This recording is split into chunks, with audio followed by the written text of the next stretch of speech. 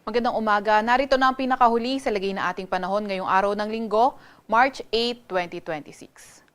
Narito ang ating pinakahuling satellite image kung saan may minomonitor tayong low pressure area sa labas ng ating Philippine Area of Responsibility. Ito ay huling namataan sa layong 1,710 km silangan ng northeastern Mindanao. Itong low pressure area naman na ito ay mababa ang tsansa na maging isang ganap na bagyo at mababa rin ang tsansa na pumasok ng ating Philippine Area of Responsibility.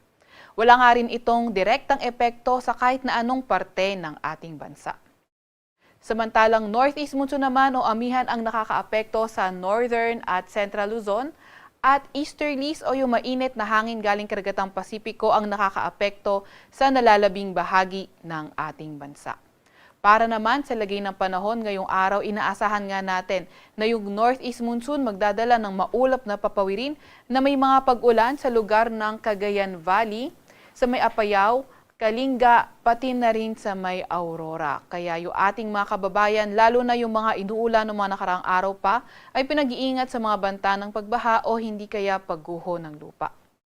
Maulap na papawirin naman at may mga mayhinang pag-ulan, dulot pa rin ng amihan ang inaasahan sa may Quezon, sa may Marinduque, Oriental Mindoro at sa nalalabing bahagi ng Cordillera Administrative Region. Fair weather naman ang inaasahan sa nalalabing bahagi ng Luzon kung saan sa Metro Manila, sa may Ilocos Region, sa nalalabing bahagi ng Central Luzon, nalalabing bahagi ng Calabarzon at sa may Occidental Mindoro ay may mga tsansa ng may hinang pag-ulan at sa nalalabing bahagi ng Luzon, mga tsansa naman ng mga localized thunderstorms. Yung mga kasamahan natin sa Regional Services Division patuloy na maglalabas ng mga thunderstorm advisory o hindi kaya heavy rainfall warning kung kinakailangan.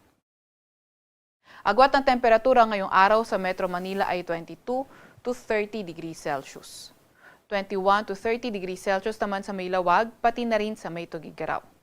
Agwat ng temperatura sa Baguio ay 15 to 22 degrees Celsius. Sa may Tagaytay naman ay 28 degrees Celsius ang inaasahan nga natin mababang temperatura at sa Legazpi ay 24 to 31 degrees Celsius. Agwat ng temperatura sa Puerto Princesa ay 25 to 32 degrees Celsius, 25 to 31 degrees Celsius naman sa may Calayan Islands. Para naman sa lagay ng panahon sa may Visayas at Mindanao, inaasahan nga natin na posible magpaulan ng easterly. Yan ay sa lugar ng Eastern Visayas, sa may Dinagat Islands, pati na rin sa may Surigao del Norte. Kagaya nga na nabanggit kanina, ingat yung mga kababayan natin, lalo na sa banta ng pagbaha o hindi kaya pagguho ng lupa kapag nagkakaroon tayo ng mga katamtaman hanggang sa malalakas na mga pag-ulan. Mas magandang panahon sa nalalabing bahagi ng Visayas at Mindanao kung saan may mga tsansa lamang tayo ng mga localized thunderstorms. Agwat ang temperatura sa Cebu at Cagayan de Oro ay 25 to 31 degrees Celsius. 26 to 31 degrees Celsius sa may Iloilo at 24 to 31 degrees Celsius naman sa may Tacloban. Agwat ang temperatura sa may Zamboanga ay 25 to 34 degrees Celsius at 24 to 33 degrees Celsius naman sa may Davao. Update naman sa heat index, yung pinakamataas na italak to 32 degrees Celsius sa may Davao.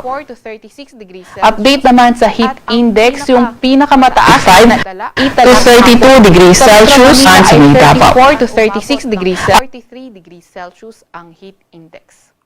To 33 degrees Celsius naman sa may Davao. Pinakamataas na Update pagkayaman naman ng heat index sa Metro Manila ay 35 to 36 degrees Celsius. Posible namang umabot ng 40 degrees Celsius sa may Coron, Palawan, sa may Dumangas, Iloilo, Catarman, Northern Samar, Borongan City, Eastern Samar at sa may Cotabato City sa may Maguindanao. Kaya ingat lalo na sa mga areas na nabanggit.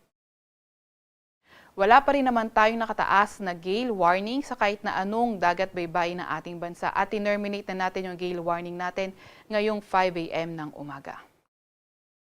Sa Kalakhang, Maynila, ang araw ay sisikat ng 6:09 ng umaga at lulubog naman ng 6:05 ng gabi. Huwag magpapahuli sa update ng Pag-asa. I-follow at i-like ang aming X at Facebook account, DOST-Pag-asa. Mag-subscribe sa aming YouTube channel, DOST-Pag-asa Weather Report. At para sa mas detalyadong impormasyon, bisitahin ang aming website, pag-asa.dust.gov.ph at panahon.gov.ph. At yan nga muna ang pinakahuli sa lagay na ating panahon. Mula sa Weather Forecasting Center ng Pag-asa, Veronica Torres, nag-uulat.